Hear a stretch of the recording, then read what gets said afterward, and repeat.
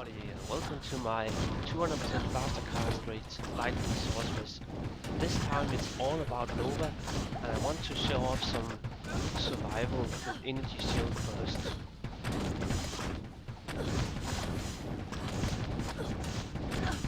This looks pretty good, right? I'm able to take continued fire damage on health player level 1, and I'm not really dropping that much my mana, it's actually rising pretty fast. But yeah, I wanted to start off the video with that because really this build is all about, energy shields and if it's even worth it compared to the old build. And I honestly think it is, just because the survival is actually pretty damn great when you max warmth. But yeah, with this little introduction, let's move on to some more guide-oriented stuff. Okay, so this build is pretty much all about Nova damage only and energy shield. So let's take the build first. You're gonna max warmth. Warmth is pretty much just for survival only. You don't really need it that much for, having enough mana for spamming Nova, but it still helps a lot, I suppose. Cold, you're only gonna go with frozen armor. You could put extra points and get sheer armor, that's okay, but if you're gonna do that, it's gonna be less points into the lightning skills. So obviously we're gonna max telekinesis as one of the most important spells to max to get synergy together with energy shield. Then we're gonna put 1 point into the mid row here, and then we're gonna put 1 point in static field, and then the rest is just gonna be maxed. Lightning mastery is all about damage, and we need to max this one, and then Nova obviously maxed as well. So Nova doesn't have any synergies, so it's a pretty, plain spell I suppose, and that is why we're not gonna be, you know, worrying about synergies in any ways. We're just gonna be maxing Nova and Lightning Mastery, and that's it for the damage. But yeah, energy shield, I'm only gonna get it at 89 or 88% for my level. I'm 89 currently, so if you're a higher level, you can get it as high as 90, which is pretty sweet. So yeah, that's just a little thing to note there. Levels really do help on this character. Not many builds shines with more levels, but this one sure does. Enough strength just to wear your menage. Dexterity, vitality, and energy. Pretty simple here. There's not much to kinda talk about. You could either go vitality or energy, but for the purpose of this video, I'm just gonna be doing energy, just because that's like a decent enough thing to do. Defense and stuff, you can't really get it that high, but again, you could go with sheer armor if you want to get a little more defense. With battle orders, you should aim for at least 2000 mana. Um, I think I can get as much as 2800 after battle orders. Another thing to note is that since I'm using a wizard spike, I get easily cap resistance, but that is due to my choices of gear. But yeah, we can talk about that in just a little bit. But yeah, it's basically just all about the energy shield for the stats and build. So I wish I had some proper gear to show, but it's basically the same that I used for the old guide, just because I still can't afford a 220 amulet. If you can afford a 220 amulet, you're just gonna get so many more options. Like you could use an Ormus ropes. So this is like the Ormus ropes, pretty much perfect stats here, 3 Nova and 20% lightning. You could also go with another Stone of Jordan, or you could even go with, I suppose, Hoto. That is actually a decent choice as well. But yeah, 220 amulet, good luck on getting it. And I really mean that if you can get a 220 amulet for this build, or in general any lightning build, it's just gonna be so much more fun. But yeah, 20 from here, 20 from there, 10 from there, so that's 50. Let's see, 35.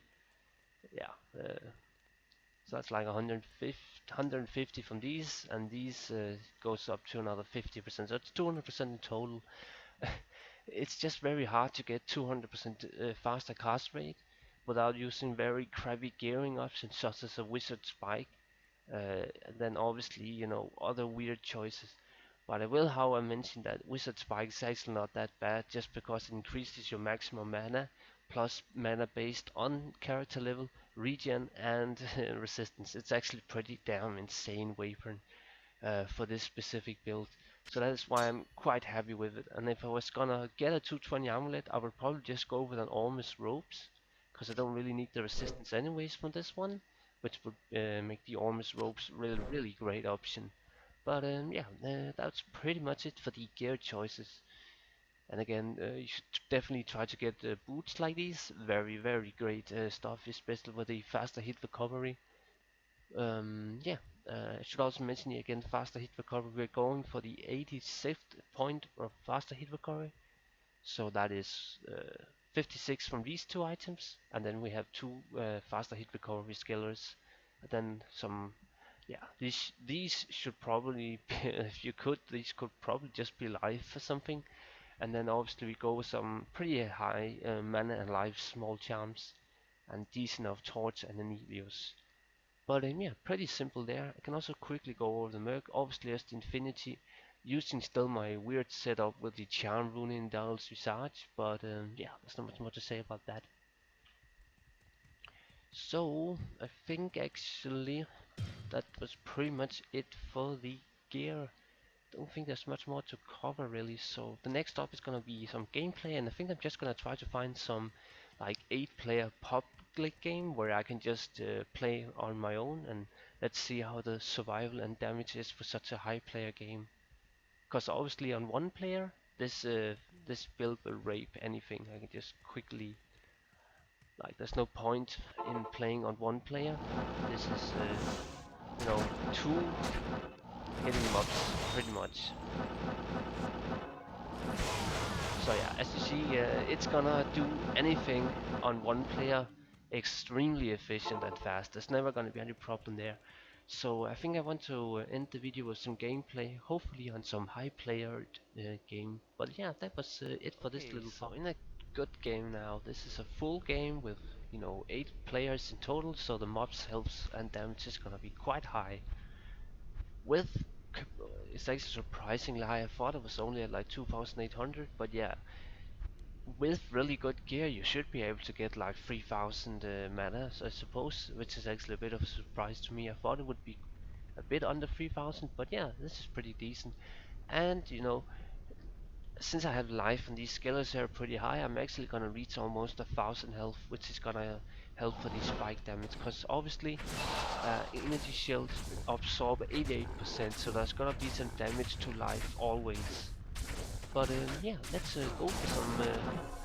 Hopefully, yeah, I can't quite be sure it's gonna clear anything decent, since they do have a lot of health. I'll let you be the judge of this. For me, this seems pretty okay. I mean, it's not amazing in any ways, but I can manage to clear a pack or two.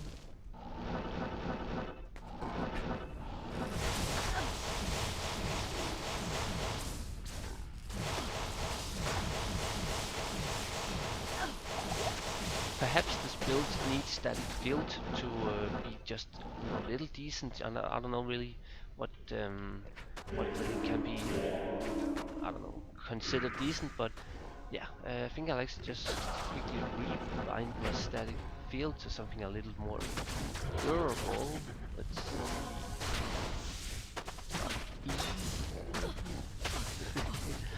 Yeah. Okay, so let's try the static field on. Let's just see. Yeah, static field definitely helps. It makes the rotation a little easier on myself. But as you can see, stuff like mana or poison leech even and so forth is just really deadly with such a low health.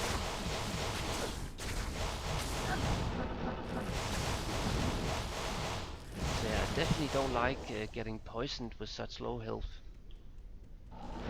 Let's take the first seal and see how fast it could die.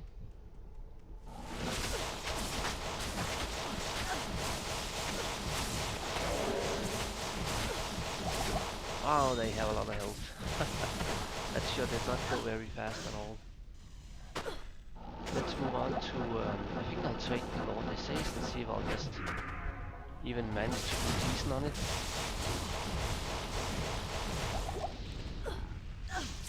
clearly this build, it's gonna shine, you know, on that one player, two player level.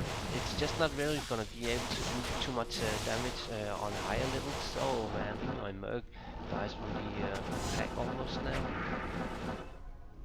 Can I survive? My Merc can live. But yeah, this build is probably just meant to, you know, rock the one player stuff.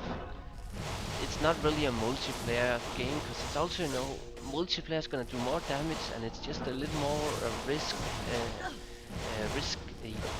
what can you say, gameplay you're gonna get from this character. Something that I do like. I like to kind of take my chances and stuff. But yeah, I think that's pretty much it for the guide and build and whatnot. There's not much really more to say than this. I mean, I'll let you be the judge if this is slow or whatnot for a solo character on 8 players. I find it to be pretty decent. But yeah, that's just my opinion. I don't think this build is completely useless on 8 player games, but yeah, this is never really gonna be the aim for this build anyways. If you're gonna be playing on multiplayer games with a lot of people, you should probably just go with a charge bolt sorceress or full lightning.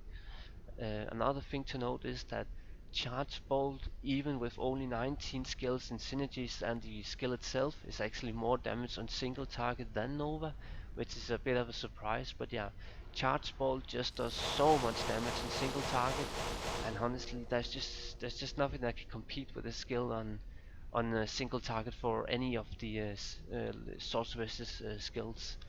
But yeah, that's pretty much it. As always, feel free to comment if you have any questions or have anything you want to, you know, highlight to me or anything. This video was all inspired by, you know, comments from the last guide that I did, and people were saying, oh, try Energy Shield with Max Wormed, it's gonna work really well. And then don't have put any points into synergies for Charge Bolt or Charge Bolt itself, and they were right. It actually works very well using Energy Shield, having lots of mana from stuff like the Wizard Spike. So yeah, again, thank you for all the good comments. It really does helps me, you know, to get some inspiration for my next builds and all that kind of good stuff.